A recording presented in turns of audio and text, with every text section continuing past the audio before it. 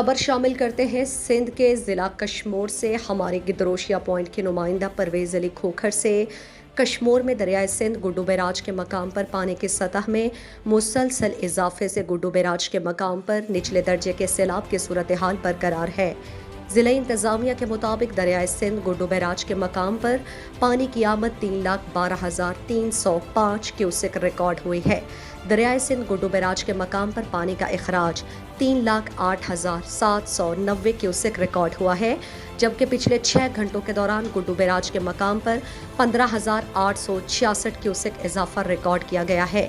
Guddu barrage سے نکلنے والے BS فیڈ کینال اور گھوٹ کی فیڈر کینال تاحال بند ہے اور گڈو بیراج کے بچاؤ بندوں پر پانی کا دباؤ بڑھنے لگا ہے۔ مزید دلچسپ معلومات اور خبروں سے آگاہ ہونے کے لیے Gedrosia point Facebook page, Instagram, Twitter کو فالو اور یوٹیوب چینل کو سبسکرائب کریں۔